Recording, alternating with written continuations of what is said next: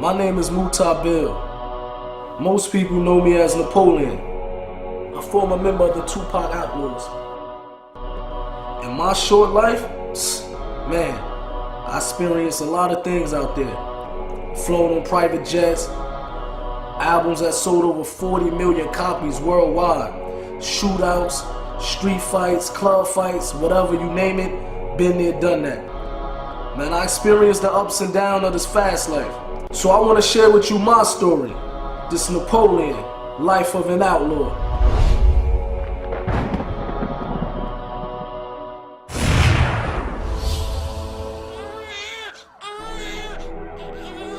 I was 3 years old when my mother and father got murdered.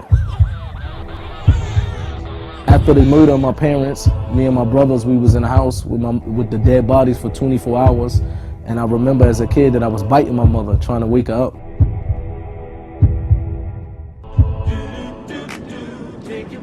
I grew up in the house of my grandparents after the death of my mother and father. So whatever I would see out on the block, drug dealing or whatever, I would go in my room and I would write a song out of it.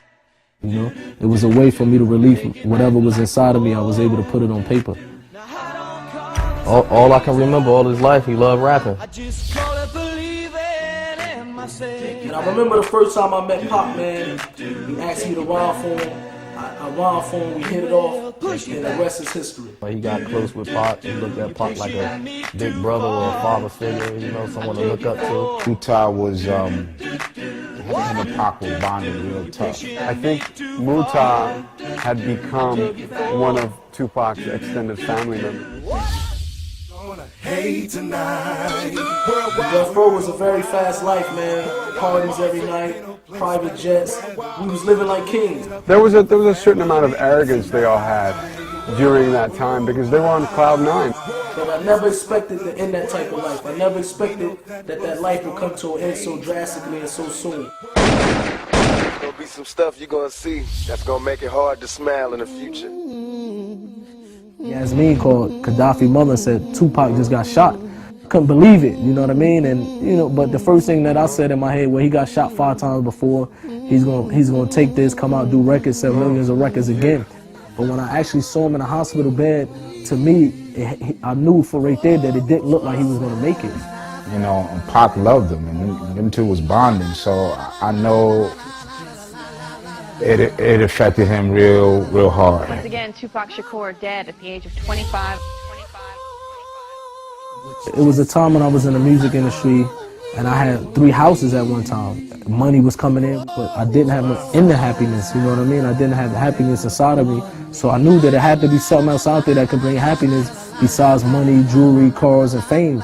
Because once you get to a certain level, you start searching. And what I did is I turned to experiment different drugs, and I turned to drinking alcohol real heavy. He was always liquored up. He was always liquored up and smoking weed. I seen him wild out with the girls, wild out drinking alcohol, getting drunk, fighting. And I happened to one day be in a recording studio, and I was very intoxicated. And I got into a fight with my little brother, and it got to the point where I almost probably killed my little brother. Hurt him so much that he had to go to the hospital, get staples in his head.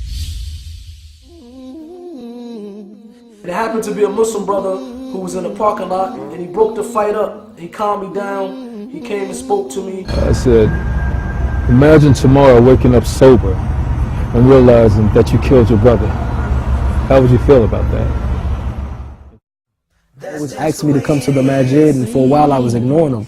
And when I first went up there, I remember I went up there deep, about 20 or 30 boys with me. And I went there expecting that it's just going to be like how I roll everywhere else with a posse of crew and we just going to hang out.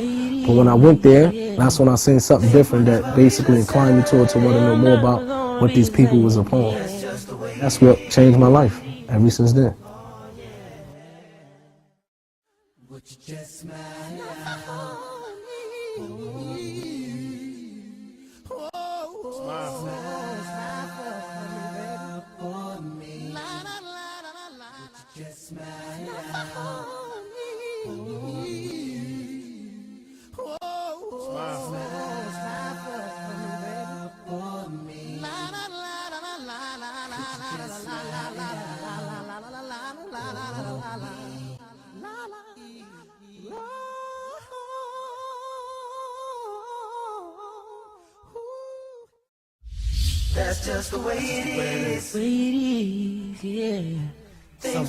He got an awakening.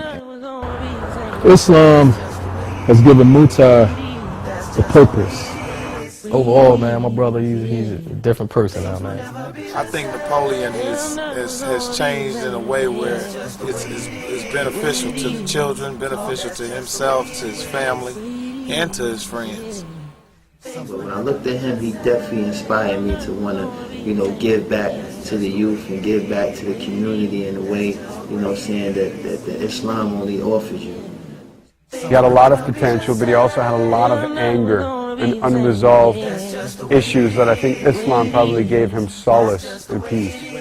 Mutah is a good brother, and personally, I'm striving to be more like him. Napoleon, man, Allah reward you, bro. You're a good dude. You're ahead of your time. You're a leader and a sign for all of us. And, I'm going to ride with you till the wheels fall off. Words from your little homie, your little big H-Rider. Assalamu alaikum. Things will never be the same. They're never gonna be the same. Yeah. That's just the way it is. The way it is. Oh yeah.